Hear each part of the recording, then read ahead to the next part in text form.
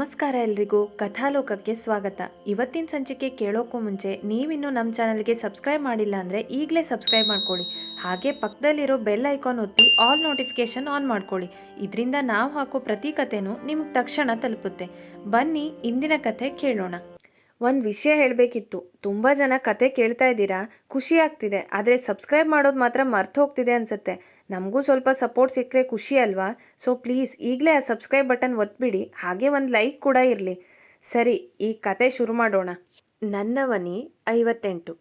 ಆದಿತ್ಯ ಹೋದ ಅರ್ಧ ಗಂಟೆಯ ನಂತರ ತಿಂಡಿ ಮುಗಿಸಿದ ಅವನಿ ಮೆಲ್ಲನೆ ಮನೆಯಿಂದ ಜಾರಿ ರಾಧಾ ಮನೆ ತಲುಪಿದಳು. ಸುಣ್ಣ ಬಣ್ಣ ಮಾಸಿದ ಆ ಪುಟ್ಟ ಮನೆಯ ಜಗಲಿಯ ಮೇಲೆ ಪಾರ್ವತಿ ಕುಳಿತು ಏನೋ ಕೆಲಸ ಮಾಡುತ್ತಿದ್ದರು. ಅವನಿ ಬಂದಿರುವುದನ್ನು ಕಂಡು ಅವರು ಕುತೂಹಲದಿಂದ ನೋಡಿದರು. ನೀನು ಆದಿತ್ಯನ ಹೆಂಡ್ತಿ ಅಲ್ವಾ ಎಂದರು. ಅವನಿ ನಗುತ್ತಾ, ಹೌದು ಅತ್ತೆ, ನಾನು ಅವನಿ ಎಂದಳು. ಬಾ ಅವನಿ, ಒಳಗ್ ಬಾ ಎಂದು ಗೊಂದಲದಲ್ಲಿಯೇ ಅವಳನ್ನು ಒಳಗೆ ಕರೆದು ಕುಳ್ಳಿರಿಸಿದರು ಪಾರ್ವತಿ. ಏನ್ ತಗೊಳ್ತೀಯಾ, ಕಾಫಿ, ಟೀ? ಉಪಚಾರಕ್ಕೆ ಕೇಳಿದರು. ಇಲ್ಲ ಅತ್ತೆ, ಈಗ ತಾನೇ ತಿಂಡಿ ಮುಗಿಸ್ ಬಂದೆ, ಏನೂ ಬೇಡ. ಅವನಿ ಸಂಕೋಚದಿಂದಲೇ ಕುಳಿತುಕೊಂಡಳು. ಸ್ವಲ್ಪ ಹೊತ್ತು ಇಬ್ಬರ ನಡುವೆ ಮೌನವಿತ್ತು. ಅವಳಿಗೆ ಎಲ್ಲಿಂದ ಮಾತು ಶುರು ಮಾಡಬೇಕೆಂದು ತಿಳಿಯುತ್ತಿರಲಿಲ್ಲ. ನಂತರ ಪಾರ್ವತಿಯೇ ಮೌನ ಮುರಿದು, ಅದು ರಾಧಾ ಇಲ್ವಲ್ಲಮ್ಮ, ಅವಳು ಕಾಲೇಜಿಗೆ ಹೋಗಿದ್ದಾಳೆ. ಏನಾದರೂ ಕೆಲಸ ಇತ್ತ ಅವಳ ಹತ್ರ, ಅಥವಾ ಸವಿತಾ ಏನಾದರೂ ಹೇಳಿ ಕಳಿಸಿಲ್ಲ ಕೇಳಿದರು. ಅವನಿ ಸ್ವಲ್ಪ ತಡಬಡಾಯಿಸಿ ನಂತರ ಧೈರ್ಯ ಮಾಡಿ ನೇರವಾಗಿ ವಿಷಯಕ್ಕೆ ಬಂದಳು. ಇಲ್ಲ ಅತ್ತೆ, ಅದು ನಿಮ್ಮ ಹತ್ರನೇ ಮಾತಾಡಬೇಕಿತ್ತು. ಅಂದರೆ ಅನ್ಯಥಾ ಭಾವಿಸಬೇಡಿ, ಅವತ್ತು ಜಾನ್ವಿ ಅತ್ತೆ ಮನೆಯಲ್ಲಿ ರಾಧಾ ಮದುವೆ ವಿಷಯ ಗೊತ್ತಾಯಿತು. ಅವಳು ಈಗ ತಾನೇ ಡಿಗ್ರಿ ಫಸ್ಟ್ ಇಯರ್ ಸೇರ್ಕೊಂಡಿದ್ದಾಳೆ ಅಲ್ವಾ, ಅದಕ್ಕೆ ಯಾಕೋ ಮನಸ್ಸಲ್ಲಿ ಕೊರೀತಿತ್ತು ಎಂದಳು. ಮಾತುಗಳು ಸರಿಯಾಗಿ ಹೊರಗೆ ಬರುತ್ತಿರಲಿಲ್ಲ ಅವಳಿಗೆ. ಪಾರ್ವತಿಯ ಹುಬ್ಬುಗಳು ಏರಿದವು. ಅವರು ಕೈಯಲ್ಲಿದ್ದ ಕೆಲಸ ನಿಲ್ಲಿಸಿ ಆಶ್ಚರ್ಯದಿಂದ ಅವನಿಯನ್ನು ನೋಡಿದರು. ಏನು ವಿಷಯ ಅವನಿ, ಏನಾದರೂ ತೊಂದರೆನಾ ಎಂದರು. ಅವರಿಗೆ ಅವನಿಯ ಮಾತು ಅರ್ಥವಾದಂತಿತ್ತು. ಏಕೆಂದರೆ ಊರಿನಲ್ಲಿ 100 ಅಭಿಪ್ರಾಯ ಕೇಳುತ್ತಲೇ ಇತ್ತು. ಅದು ಕೂಡ ಇಂತಹ ವಿಚಾರದಲ್ಲಿ ಅಭಿಪ್ರಾಯವನ್ನು ತಾ ಮುಂದು ಎಂದು ವ್ಯಕ್ತಪಡಿಸುತ್ತಾರೆ. ಅಯ್ಯೋ ಹಾಗೇನಿಲ್ಲ ಅತ್ತೆ, ನಾನು ಕೇವಲ ಅವಳ ಅಕ್ಕನ ಥರ ಯೋಚನೆ ಮಾಡಿ ಹೇಳ್ತಿದ್ದೀನಿ. ರಾಧಾ ತುಂಬ ಬುದ್ಧಿವಂತ ಹುಡುಗಿ. ನಾವೆಲ್ಲ ಹೆಣ್ಮಕ್ಳು ಓದಬೇಕು, ನಮ್ಮ ಕಾಲ ಮೇಲೆ ನಾವು ನಿಲ್ಲಬೇಕು ಅನ್ನೋ ಕಾಲ ಇದು. ಈಗಲೇ ಮದುವೆ ಮಾಡಿ ಅವಳು ಓದನ್ನು ಅರ್ಧಕ್ಕೆ ನಿಲ್ಲಿಸೋದು ಯಾಕೋ ಸರಿ ಅನಿಸ್ತಿಲ್ಲ. ನೀವು ಯಾಕೆ ಅವಳು ಓದನ್ನು ಮುಂದುವರಿಸಬಾರ್ದು? ಅವಳಿಗೂ ಕನಸುಗಳಿರುತ್ತಲ್ವಾ? ಅವನಿ ಬಹಳ ವಿನಯದಿಂದಲೇ ಕೇಳಿದಳು. ಪಾರ್ವತಿಯ ಮುಖದಲ್ಲಿ ಈಗ ಅಚ್ಚರಿ ಮಾಯವಾಗಿ ಒಂದು ರೀತಿಯ ಗಂಭೀರತೆ ಆವರಿಸಿತು. ಅವರು ಕಿರುನಗೆ ಬೀರಿದರಾದರೂ ಅದರಲ್ಲಿ ಪ್ರೀತಿಗಿಂತ ಹೆಚ್ಚಾಗಿ ನೀನ್ಯಾರೋ ನಮಗೆ ಹೇಳೋಕೆ ಎಂಬ ಭಾವವಿತ್ತು. ನೋಡು ಅವನಿ, ನೀನು ಓದ್ಕೊಂಡಿದ್ಯಾ, ದೊಡ್ಡ ಕೆಲಸದಲ್ಲಿದೆಯಾ, ನೀನು ಹೀಗೆಲ್ಲ ಮಾತಾಡೋದು ಸಹಜ ಎಂದರು ಪಾರ್ವತಿ ದನಿಯನ್ನು ಏರಿಸದೆ ಬಹಳ ಶಾಂತವಾಗಿ.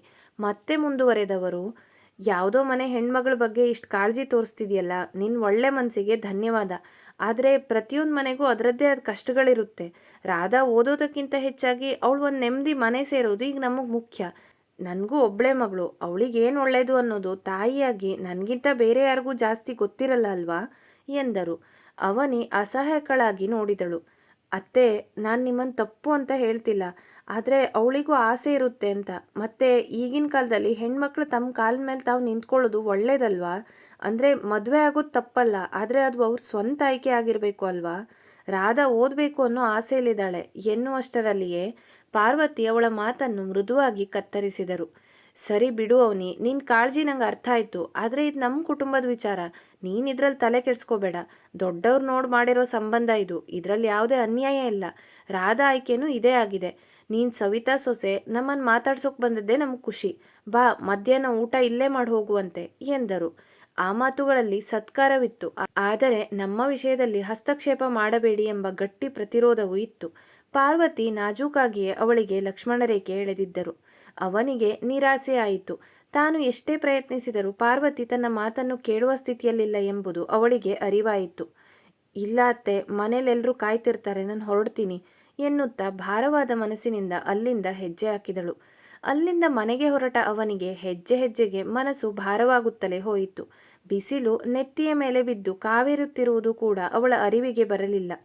ಒಳ್ಳೆಯದನ್ನು ಮಾಡೋಕೆ ಹೊರಟಾಗ್ಲೂ ಎಲ್ಲರೂ ಅದನ್ನು ಒಳ್ಳೆಯದಾಗಿ ಸ್ವೀಕರಿಸ್ತಾರೆ ಅನ್ನೋ ತಪ್ಪು ಎಂದು ಮನಸ್ಸಿನಲ್ಲಿ ಯೋಚಿಸಿದಳು. ನಾನೇನಾದರೂ ತಪ್ಪು ಹೇಳಿದ್ನಾ? ಓದಬೇಕು ಅಂದರೆ ತಪ್ಪಾ? ಕನ್ಸು ಕಟ್ಕೊಳ್ಳೋದು ಅಪರಾಧನಾ?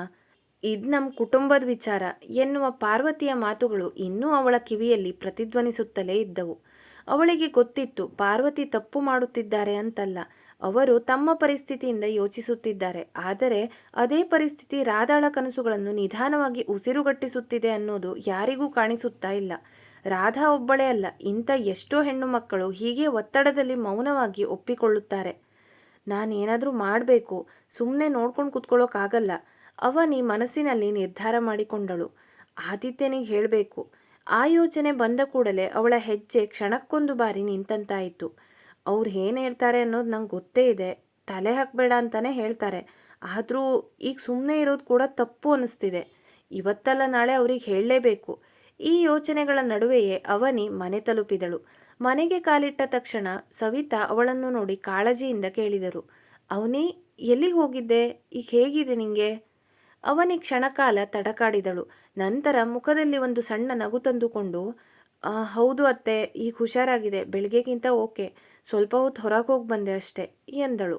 ಹಾಗಾದರೆ ಒಳ್ಳೆಯದಾಯಿತು. ಇದ್ದಕ್ಕಿದ್ದಂತೆ ನಿಂಗೆ ಏನಾಗೋಯ್ತು ಅಂತ ಗಾಬರಿ ಆಗಿತ್ತು, ಸವಿತಾ ಸಹಜವಾಗಿ ಹೇಳಿದ್ದರು. ಹ್ಞೂ ಅತ್ತೆ, ಈಗ ಕಡಿಮೆ ಆಗಿದೆ. ಅದಕ್ಕೆ ಬ್ಯಾಂಕಿಗೆ ಹೋಗೋಣ ಅಂದ್ಕೊಂಡಿದ್ದೀನಿ. ಹೌದಾ? ಸುಸ್ತಿದ್ರೆ ಇವತ್ತು ವಿಶ್ರಾಂತಿ ತಗೊಳ್ಬಹುದಲ್ವಾ? ಈಗ ಯಾಕೆ ಸುಮ್ಮನೆ ಹೋಗೋದು? ಸವಿತಾ ಕೇಳಿದಾಗ ಅವನಿ ತಾನು ಈಗ ಸಂಪೂರ್ಣ ಸರಿಯಾಗಿದ್ದೇನೆ ಎನ್ನುತ್ತಾ ಬ್ಯಾಂಕ್ ಕಡೆ ಹೊರಟಳು. ಅಲ್ಲಿಗೆ ಹೋದರೂ ಮನಸ್ಸಿನೊಳಗೆ ಇನ್ನೂ ಅಶಾಂತಿ ಇತ್ತು. ಆದರೂ ಹೊರಗೆ ಎಲ್ಲವೂ ಸಹಜವಾಗಿಯೇ ತೋರಿಸಿಕೊಳ್ಳಲು ಪ್ರಯತ್ನಿಸಿದಳು. ಇವತ್ತೇನೂ ಆಗಲಿಲ್ಲ ಅಂತ ಅನಿಸ್ಬೋದು, ಆದರೆ ಇದಿಲ್ಲಿಗೆ ನಿಲ್ಲೋದಿಲ್ಲ. ರಾಧಾಳ್ ವಿಷಯದಲ್ಲಿ ನಾನು ಹಿಂದೆ ಸರಿಬಾರ್ದು, ಏನಾದರೂ ಯೋಚಿಸಬೇಕು, ಮನಸ್ಸಿನಲ್ಲೇ ಹೇಳಿಕೊಂಡಳು. ಸಂಜೆ ಆದಿತ್ಯ ಕಾಲೇಜಿನಿಂದ ಅವಸರದಲ್ಲೇ ಮನೆಗೆ ಬಂದಿದ್ದ. ಬೆಳಿಗ್ಗೆ ಹೋಗುವಾಗ ಅವನಿ ಹೊಟ್ಟೆ ನೋವು ಎಂದು ಮಲಗಿದ್ದು ಅವನ ಮನಸ್ಸಿನಲ್ಲಿ ಹಾಗೆಯೇ ಇತ್ತು. ಕಾಲೇಜಿನ ಕೆಲಸಗಳ ನಡುವೆಯೂ ಅವಳ ಬಗ್ಗೆ ಯೋಚಿಸಿದ್ದ. ಮನೆಗೆ ಬರುತ್ತಿದ್ದಂತೆ ಸವಿತಾ ಅವನಿಗೆ ಕಾಫಿ ಕೊಟ್ಟರು. ಆದಿತ್ಯ ಕಾಫಿ ಹೀರುತ್ತಾ, ಅವನಿ ಹೇಗಿದಳಮ್ಮ, ಇನ್ನೂ ಮಲಗಿದಳಾ? ಕಾಳಜಿಯಿಂದ ಕೇಳಿದ. ಸವಿತಾ ನಗುತ್ತಾ, ಅಯ್ಯೋ, ಅವಳಿಗೆ ಹುಷಾರಾಗಿದೆ, ಮಧ್ಯಾಹ್ನವೇ ರೆಡಿಯಾಗಿ ಬ್ಯಾಂಕಿಗೆ ಹೋಗಿ ಬರ್ತೀನಿ ಅಂತ ಹೊರಟೋದ್ಲು ಎಂದರು. ಆದಿತ್ಯನಿಗೆ ಒಂದು ಕ್ಷಣ ಆಶ್ಚರ್ಯವಾಯಿತು. ಬ್ಯಾಂಕಿಗೆ ಹೋದ್ಲಾ? ಬೆಳಿಗ್ಗೆ ಎದ್ದೇಳೋಕ್ಕಾಗ್ತಿಲ್ಲ ಅಂದವಳು ಮಧ್ಯಾಹ್ನ ಅಷ್ಟರಲ್ಲಿ ಹೇಗೆ ಸರಿಯಾದ್ಲು? ಇರಲಿ, ಹುಷಾರಾದರೆ ಆಯಿತು, ತನಗೆ ತಾನೇ ಹೇಳಿಕೊಂಡು ರೂಮಿಗೆ ನಡೆದ. ಬಾಗಿಲು ತೆಗೆದು ಒಳಗೆ ಹೆಜ್ಜೆ ಇಟ್ಟವನಿಗೆ ಶಾಕ್ ಆಗಿತ್ತು.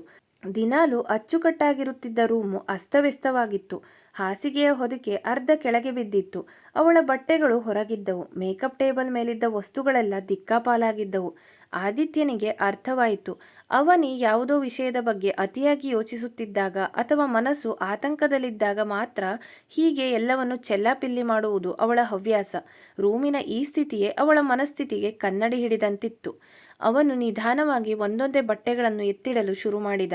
ಹೊದಿಕೆಯನ್ನು ಮಡಚಿ ಹಾಸಿಗೆಯನ್ನು ಸರಿಯಾಗಿ ಇಟ್ಟ. ರೂಮನ್ನು ಕ್ಲೀನ್ ಮಾಡುತ್ತಾ ಅವನ ಆಲೋಚನೆಗಳು ಅವನಿಯ ಮೇಲೆ ಕೇಂದ್ರೀಕೃತವಾಗಿದ್ದವು. ಇವಳು ಮನಸ್ಸಲ್ಲಿ ಏನು ಓಡ್ತಾ ಇದೆಯೇನೋ?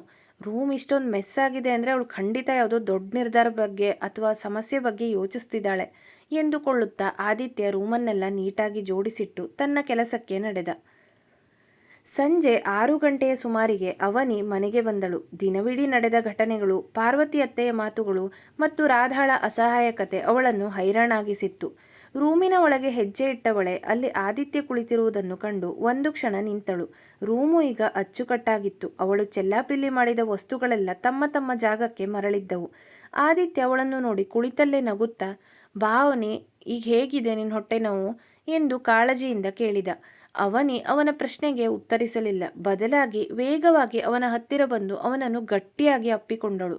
ಅವಳ ಈ ಹಠಾತ್ ಒಪ್ಪುಗೆಯಿಂದ ಆದಿತ್ಯನಿಗೆ ಒಂದು ಕ್ಷಣ ಆಶ್ಚರ್ಯವಾಯಿತು.